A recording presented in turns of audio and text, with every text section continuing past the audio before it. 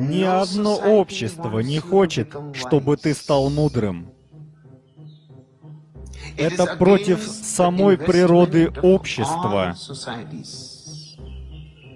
Если люди будут мудры, то их будет невозможно эксплуатировать. Если они умны, их невозможно покорить.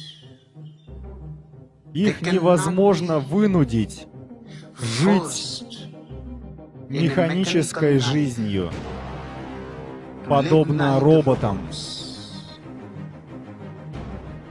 Они будут искать. Они будут искать свою индивидуальность.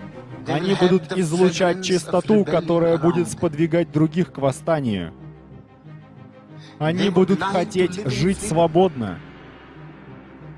Свобода приходит с мудростью, и ни одно общество не хочет, чтобы ты был свободен.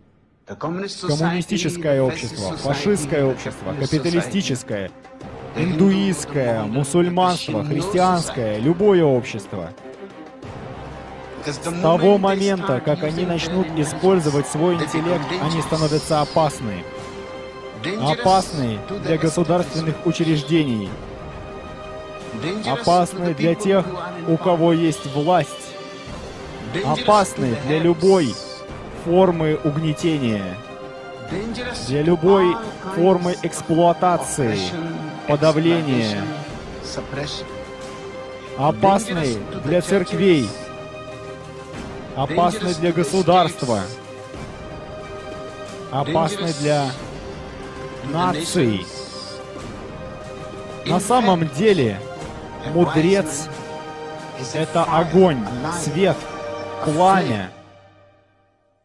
Он не продаст свою жизнь. Он не станет им служить. Он лучше умрет, чем будет порабощен. Перевел Сергей Калинин, озвучил Рамбл.